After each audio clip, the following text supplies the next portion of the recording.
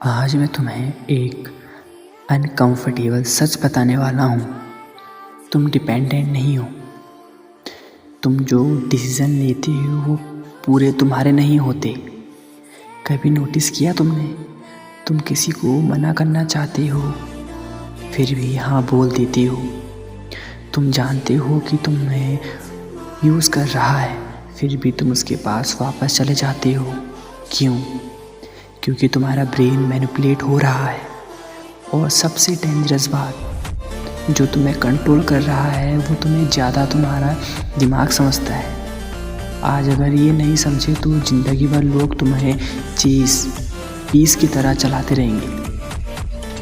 अब बात करते हैं रेसिप्रोसिटी ट्रैप के बारे में। आखिर ये रेसिप्रोसिटी ट्रैप होता क्या है? साइंस कहता है ह्यूमन ब्रेन रेसिप्रोसिटी बेस पे काम करता है।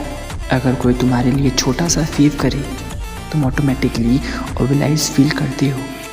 इसलिए लोग पहले हेल्प करते हैं फिर डिमांड करते हैं। एग्जाम्पल समझो, कोई तुम्हें इमोशनल सपोर्ट देता है फिर एक दिन कहता है मैंने तेरे लिए इतना किया और तुम गिल्ट में हाँ बोल देते हो। ये काइंडनेस नहीं, ये कैलकुलेटेड फिजियोलॉजी है। ब्रेन में गिल्ट एक्टिवेट होता है, एमिगडाला इमोशनल प्रेशर क्रिएट करता है, प्रीफ्रंटल कॉर्टेक्स वीक हो जाता है। तुम डिसीजन नहीं ले रहे होते, तुम प्रेशर रिलीज कर रहे होते हो।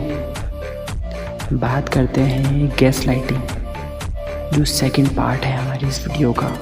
सबसे डार्क मैनिपुलेशन गैसलाइटिंग। किसी को इतना कंफ्यूज कर दो कि वो अपनी रियलिटी पे डाउट करे। एग्जाम्पल, तुम कहते हो मुझे बुरा लगा, सुनने वाला कहता है तुम ओवर एक्ट कर रहे हो। Repeated pattern. सुनो, धीरे धीरे तुम अपनी फीलिंग्स पे ट्रस्ट खोना स्टार्ट कर देते हो। न्यूरोसाइंस कहता है कॉन्स्टेंट डाउट ब्रेन के मेमोरी सर्किट को डिसऑर्डर करता है।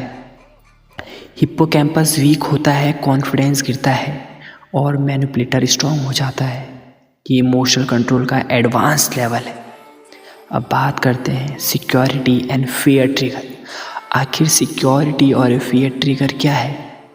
अभी नहीं लिया तो चांस चला जाएगा।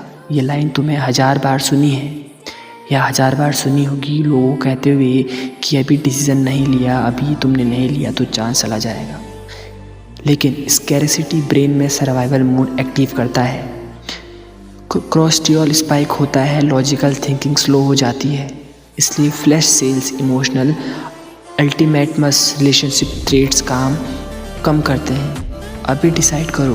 तुम क्लेमली नहीं डिसाइड करते, तुम पैनिक में रिएक्ट करते हो और रिएक्शन का मतलब होता है कंट्रोल। अब बात करते हैं part 4, the treatment of silent control. आखिर the treatment of silent control क्या है? ये सबसे स्टेबल मैनिपुलेशन है। कोई तुम्हें इग्नोर करता है, मैसेज का reply late, call avoided, distance create. तुम्हारा ब्रेन रिवॉर्ड सिस्टम डिस्टर्ब हो जाता है, डोपामाइन पैटर्न ब्रेक हो जाता है। रिसर्च कहता है इंटरमिटेंट रीइंफोर्समेंट एडिक्शन पैटर्न जैसा, कभी अटेंशन कभी साइलेंस। ये अनप्रेडिक्टेबल रिवॉर्ड सिस्टम ब्रेन को एडिक्टेड बना देता है। इसलिए टॉक्सिक लोग पावरफुल लगते हैं, वो स्टेबल नहीं होते, वो स्ट्रेटेजिकली अनस्टेबल हो जाते हैं। फाइनल वार्निंग इस वीडियो में ध्यान से सुनना। इस बात को ध्यान से सुनना, मैनिपुलेशन कभी ऑब्वियस नहीं होती। वो केयर के नाम पे आती है, कंसर्न के नाम पे आती है, लव के नाम पे आती है। और सबसे डेंजरस बात, जब तक तुम्हें पता चलता है तब तक तुम इमोशनली इन्वेस्टेड हो चुके होते हो इस इंसान पे। अगर तुम अवेयर हो गए अभी तो तुम्हें कंट्रोल करना मुश्किल होगा। अगर अनवेयर रहे तो तुम लोगों का प्रोजेक्ट बन जाओगे। रिमेंबर, इमोशनली इंटेलिजेंट इंसान को कंट्रोल करना सबसे मुश्किल होता है और जो अपने ब्रेन को समझ गया उसे दुनिया मैनिपुलेट नहीं कर सकती। इसलिए खुद के ब्रेन को समझो ताकि दुनिया तुम्हें मैनिपुलेट ना कर सके।